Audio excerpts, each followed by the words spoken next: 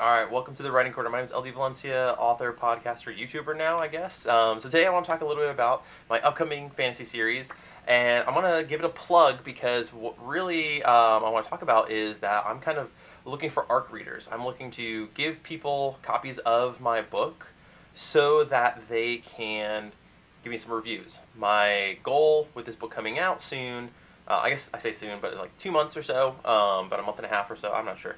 It's September 30th, the book comes out officially. But what I'm really hoping to do is build up some reviews.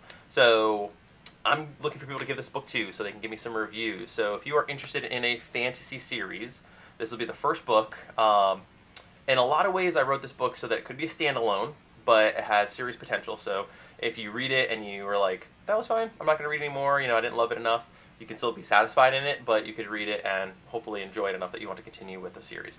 The series will follow a group of different paladins from across this queendom as they battle dragons and kind of fulfill their oath of protecting this queendom from dragon attacks. So there will be a lot of dragons. There's going to be different types of dragons. I'm kind of going with a D&D inspired version of dragons. I'm using gemstone dragons, but there's a lot of elemental magic. All magic is elemental based.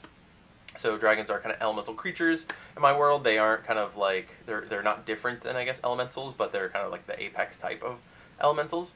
And they are the greatest threat that the people face in this queendom and in the world as a whole, right? So there are a lot of different dragon attacks, and it mostly focuses on these different paladins that are at different levels. So originally I had like 5 or 6 or maybe even 7 characters that I followed, and I decided to kind of pull it back a little bit because, one, I'm a relatively unknown author. I don't have a huge following like Brandon Sanderson and stuff, but I did want to kind of rein it a little bit because a couple of the characters' stories were more like side stories. They weren't really following the main thread. So in the editing process, my developmental editor and I, we kind of decided, yeah, these are side character chapters. We can cut those because they don't really follow the main storyline, and they aren't getting us to the end of the story. They almost seem like filler chapters. And I had come to that realization and that conclusion myself as well, so it was good to hear my editor kind of back that up because I'd been feeling the same way, and so we were able to cut that. So the book went from about 150,000 words to about 100,000 now. So it's a bigger book, but it's not like the biggest book ever. It's not like a Sanderson-sized book, right? In a lot of ways, this is a very Sander-esque story, I guess you could say. It has a lot of inspiration from Stormlight Archives.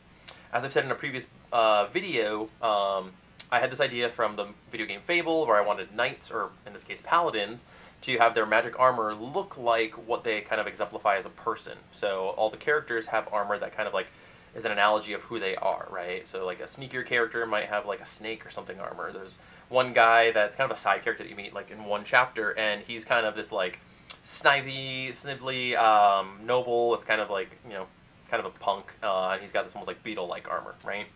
And so all the characters, especially the main characters, have this very like cool armor that kind of exemplifies who they are as a person, right?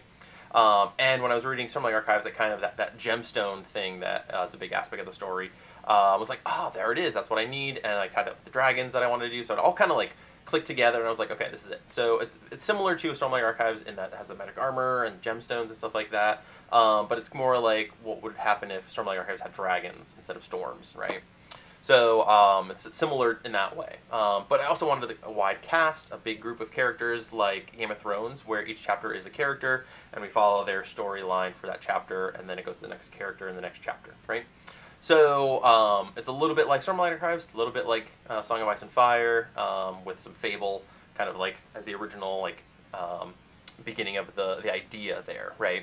So the series follows these different paladins. You have one character named Flint who's really like low on the totem pole. He's actually not even a noble, which is kind of like against him in some categories. Some people are like, you're nobody. You're like this adopted person. So he's kind of like trying to like prove himself. And then you have this other character named Solus, who's like a duke. He's like top rank, and he is trying to protect his part of the queendom, his domain. And he's making choices that we as the readers are like, I don't know about that kind of stuff. So he's like doing whatever he can to protect his family and his domain from the threats around them. And then the last of the main characters, there are going to be others in the next book and so on and so forth, is a guy named D'Artagnan. Now, D'Artagnan is one of my favorites because he is a perennial soldier. He would prefer to like live on the front lines kind of thing.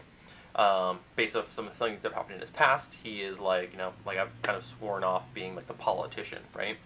But he gets a promotion. He gets kind of like, hey, we need you to step up, and he's kind of like really mad about that. He is like, I don't want to be a politician. I don't want to be a bureaucrat, right? I want to be a soldier on the front lines. And so he's kind of like chosen, and he reluctantly has to like figure out how to lead. He has to figure out how he's going to be a leader. And so some things happen that kind of like kick him in the pants a little bit and be like, hey, you got to make the right choices. You got to lead, or stuff is going to go really wrong. So that's kind of a long-winded way of talking about the book. But if you are interested in that, if that sounds like something you want to check out, I'm going to have a link below. If you go to my Linktree, I have a sign up for people, and I'm going to be sending it out through BookFunnel. So you'll get the book, please read it, and you'll get an email follow-up that'll tell you like how to leave a review. So if you can follow that and leave a review on the Amazon page, that's amazing. If you can do one on Amazon and Goodreads, even better. That's awesome. But that's really my big ask. That's what this whole video is about. So if that sounds interesting to you, please check it out and check out the book, and please leave a review if you like it. Thanks so much for joining us on this episode. Thanks for coming to the Writing Corner, for checking it out. I'm LD Valencia. If you don't follow me, check it out. Hopefully you like the content and you're going to want to check out more.